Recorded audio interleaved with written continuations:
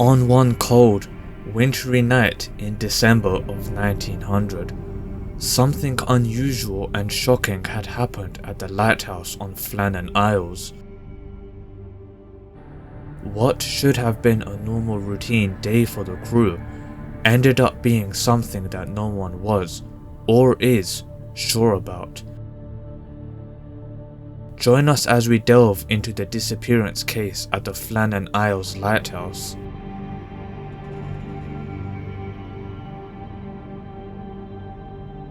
The Flannan Isles is a small collection of islands located 32 kilometers west of the Isles of Lewis in Scotland.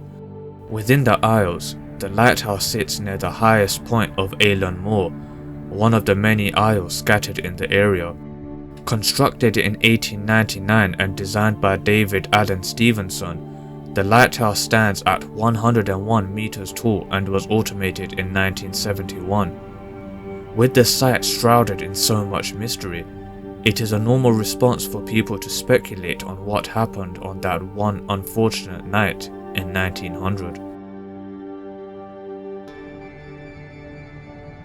On the 15th of December 1900, a group of 3 lighthouse keepers, James Ducat, Thomas Marshall, and Donald McArthur, were assumed to be carrying out their usual jobs.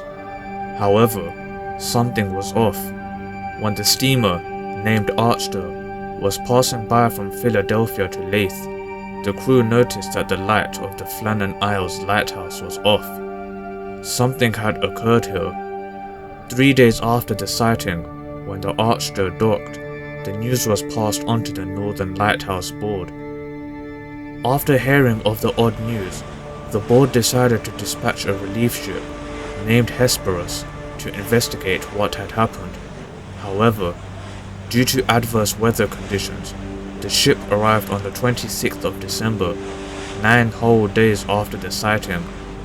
Upon arrival, they immediately knew something was amiss, as there were no flags, no provision boxes, and even more concerningly, there were none of the 3 men there to greet them. Jim Harvey, who captained the Hesperus, decided to sound his alarm and send up a flare, only to be ignored completely.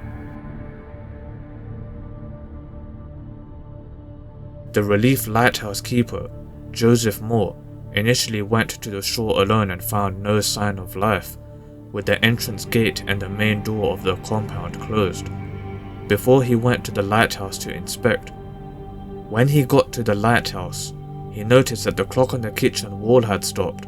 The table was set for a meal, with all the food still untouched, and a chair had toppled over. Once he returned, he reported his findings to Harvey. Harvey then decided to have Moore and 2 other sailors go to shore and search for signs of life.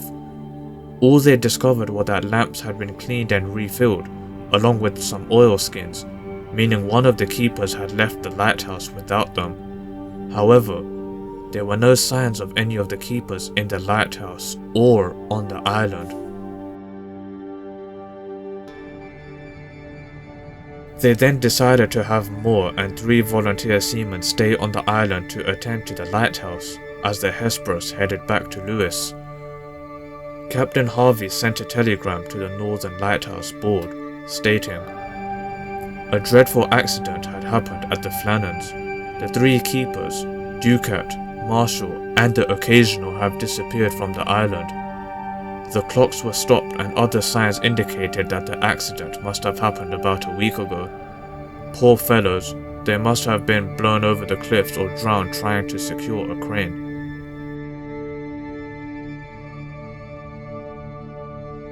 The board decided to conduct an official investigation on the 29th of December, with Robert Muirhead leading it. He knew the 3 men well. He examined the oilskin and concluded it belonged to MacArthur. He also concluded that Ducat and Marshall had gone down to secure equipment at the western landing stage.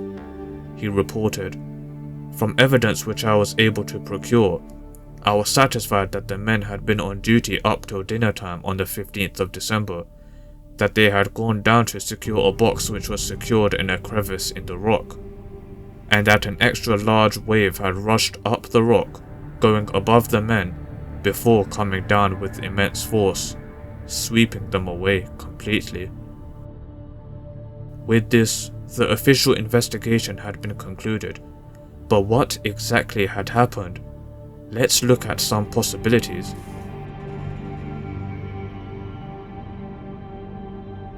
There have been a lot of theories on what occurred on that night. Some people have suggested that they were attacked and taken away by a sea serpent. A more realistic theory is that they had arranged for a ship to take them away in order to start a new life. Other, more imaginative theories are that they were abducted by foreign spies, or that they were attacked by a boat filled with ghosts. However, there are some theories that stand out and make a lot more sense. One of them is that they were swept away in ill weather conditions while trying to secure supplies. Considering the time of year, along with the setting of the islands, this could be a very logical conclusion. The final theory is a much more bloodthirsty one, and it is centered around MacArthur. He was known to be an ill-tempered man who was quick to resort to violence.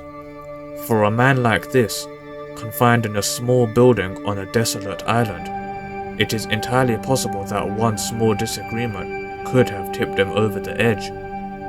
This theory suggests that he murdered the other two keepers and threw them off the cliff, before jumping off the cliffs himself out of sheer remorse for what he had done.